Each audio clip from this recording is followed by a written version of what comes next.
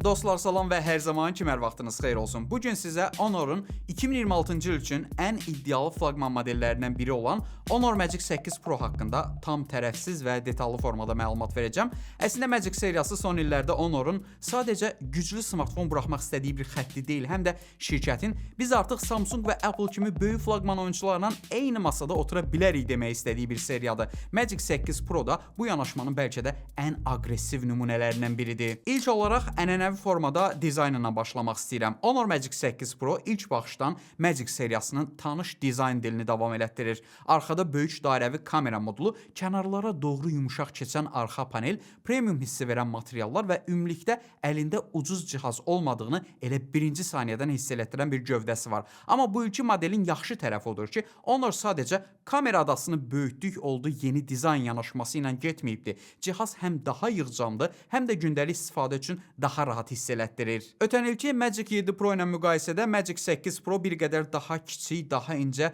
və daha yüngül gövdəyə sahibdir. Kağız üzərində 8.4 mm-lik qalınlıq və 213 qram ağırlıq yenə də çox yüngül telefon təəssüratını bağışlamır. Çünki bu böyük batareyalı, iri kamera sistemli bir flaqmandır. Amma əlinə götürəndə çəkisinin balanslı paylandığını hiss eləyirsən. Mənim üçün burada əsas məsələ odur ki, kamera modulu böyük olsa da telefon əldə yöndəmsiz hiss elətdirmir. Bəzi flaqmanlarda arxa kamera adası o qədər ağır olur ki, telefonu tutanda yuxarı hissə nisbətən aşağı çəkir. Magic 8 Pro-da bu balans daha yaxşı qurulubdur. Gövdənin dayanıqlığı tərəfində isə Honor bu il həqiqətən çox iddialı danışır. Smartfon IP68, IP69 və 69K qoruma sertifikatları ilə gəlir. Yəni sadəcə adi suya və toza davamlılıq yox, həm də yüksək təzyiqli və yüksək temperaturlu suya qarşı müqavimət göstərə bilir. Üstəlik Honor nanokristal qoruma sistemi və SGS-dən 5 ulduzlu sertifikata da sahibdir ki, bu da smartfonları düşmələrə qarşı daha davamlı hala gətirir. Ekranı ilə davam eləyək. Honor Magic 8 Pro-da 6.71 düymlük OLED panel var və bu ekran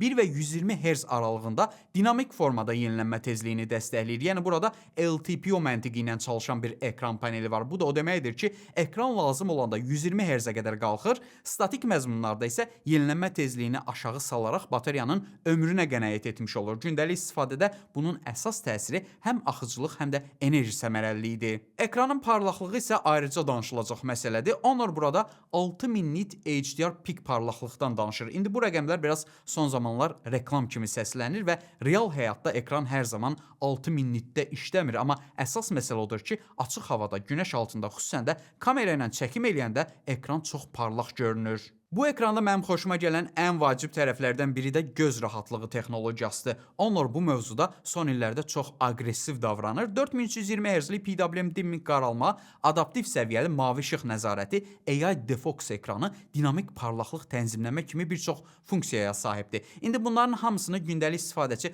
ayrı-ayrılıqda açıb analiz eləməyəcək, amma gecə telefon istifadə edən, uzun müddət ekrana baxan və göz yorğunluğu yaşayan insanlar üçün bu yanaşma olduqca önəmlidir. Batareya hissəsinə keçid eləsək, burada Honor'un ən çox səs salan yeniliklərindən biri var. Azərbaycan bazarında satılan Magic 8 Pro-da 7100 mAh-lıq silisium karbon texnologiyalı batareya quraşdırılıbdır. Bu fantastik rəqəmdir. Hətta flaqman smartfonlar üçün də çox böyük rəqəmdir. Çünki illərdir flaqmanlarda 4500-5000 mAh-lıq batareyaları artıq normal qəbul eləyirdik. Sonra rəqəmlər 5500-6000 səviyyələrinə qalxdı. Honor isə silisium karbon texnologiyası hesabına daha böyük tutumu daha incə gövdəyə yerləşdirməyə çalışır. Enerji yığma tərəfində isə 100 watt naqilli və 80 watt naqilsiz Honor Supercharge dəstəyi var. Bax, bu mənim flaqmanlarda görmək istədiyim əsas yanaşmadır. Böyük batareya həcmi verirsənsə, onu sürətli enerji ilə də təmin eləməlisən. Çünki 7100 mAh-lıq batareyanı 45 və yaxud da ki 50 wattla doldurmaq istifadəçini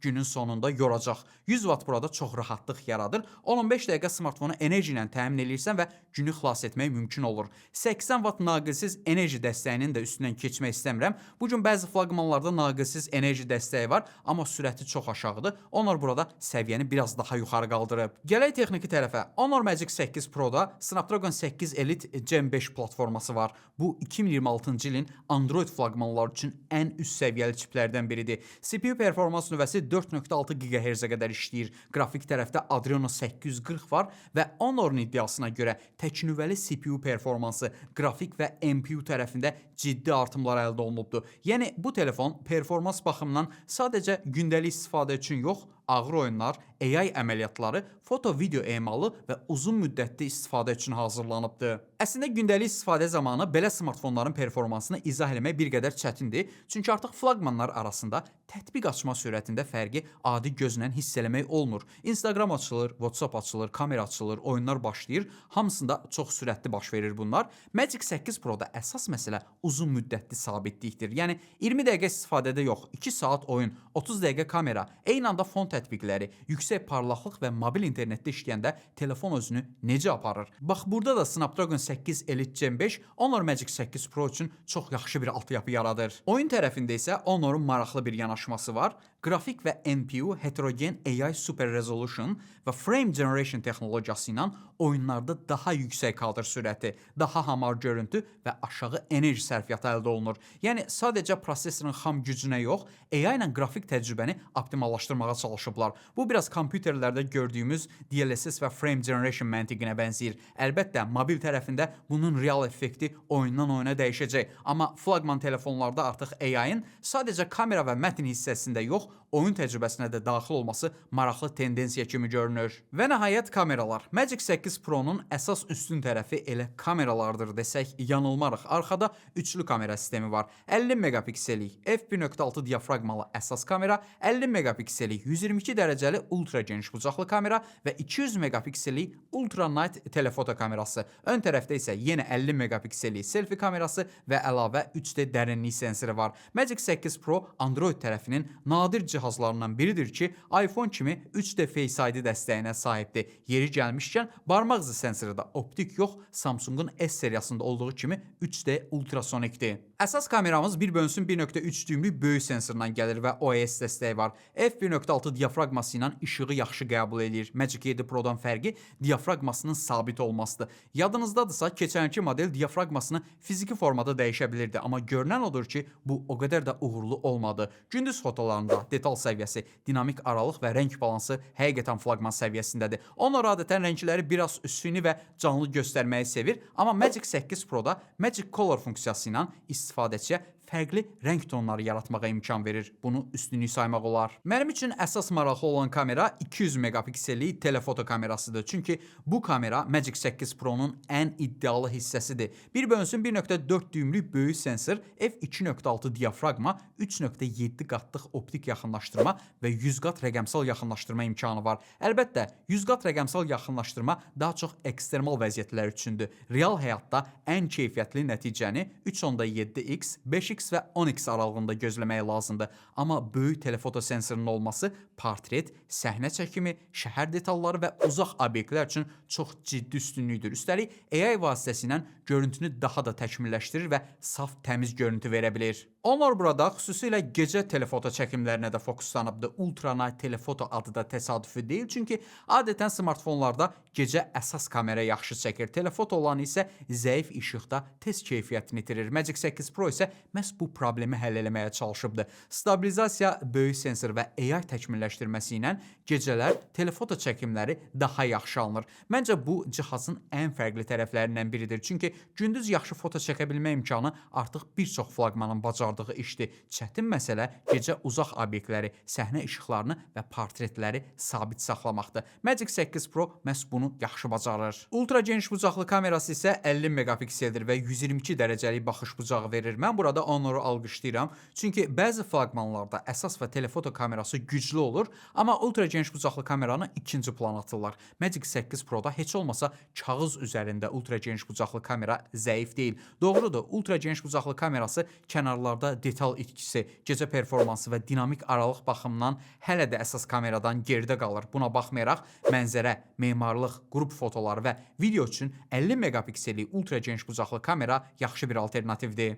Ön kamerada 50 megapikseldir və daha geniş bucaq verir. Bu, vlog çəkənlər, qrup selfisi eləyənlər və video zənglər üçün yaxşıdır. Bir neçə nümunəni özünüz ekranda görürsünüz. Üstəlik ön tərəfində 3D dərinlik sensorunun olması həm portret, həm də təhlükəsiz üz tanıma üçün üstünlükdür. Video tərəfində əsas və telefoto kamerasında 4K 120 kadr saniyə sürət video çəkim, OIS və elektron stabilizasiya kombinasiyası var. Bu çox fantastik göstəricidir. Əlavə olaraq həm ultra geniş bucaqlı, həm ön kamerası ilə 120 kadr saniyə sürət sürət olmasa da 4K 60 video qeyd mümkündür. Amma səmimi olsam, Honor'un kamera sistemi daha çox foto və telefoto tərəfində parlayır. Video çəkən kontent yaradıcıları üçün bu telefon çox güclü alət ola bilər, amma rəng sabitliyi, HDR davranışı və lenslər arasında keçid məsələləri real testlərdə iPhone qədər uğurlu gəlmədi mənə. Süni intellekt və sistem tərəfinə keçid eləyək. Magic 8 Pro qutusundan Android 16 üzərində qurulan Magic OS 10-dan çıxır. Honor bu modeli üçün 7 böyük Android yenilənməsi və uzun müddətli təhlükəsizlik dəstəyi vəd edir. Bu çox vacib bir məsələdir. Çünki 2500 manat civarında smartfona pul verən adam onu bir il istifadə edib dəyişmək istəmir. Ən azından 3-4 il rahat, yenilənən və təhlükəsiz sistem istəyir. Honor'un burada 7 illik dəstək verməsi Samsung və Google-la rəqabət aparmaq istədiyinin göstəricisidir. AI məsələsində isə Magic 8 Pro Honor'un ən çox fokuslandığı cihazlardan biridir. Telefonda xüsusi AI düyməsi var. Bu düyməyə basmaqla AI Screen Suggestion aktivləşir və ekrandakı məzmuna uyğun şəkildə funksiyalar təklif olunur. Məsələn, mətnin xülasəsini çıxarmaq, şəxsi məlumatları avtomatik bir şəkildə bulanıqlaşdırmaq, məzmun yaratmaq və ya uyğun AI alətini açmaq kimi imkanlar var. AI tənzimləmələr agenti də maraqlı bir funksionallıqdır. Telefonu səs və yaxud da ki yazılı əmrlərlə idarə etmək olur. Yəni istifadəçi göz qoruma rejimini aktiv et, bu ayarı dəyiş, hotspotu aç, bulutusu bağla kimi daha təbii cümlələrlə sistemə komandalar verə bilir. AI foto agenti isə məzmun yaradanlar üçün daha maraqlıdır. AI silgi, AI üslub, AI genişləndirmə, AI keyfiyyət yüksəltmə kimi funksionallıqlar var. Bu da bu gün artıq mobil fotoqrafiyada çəkiliş qədər önəmli olan detallardan biridir.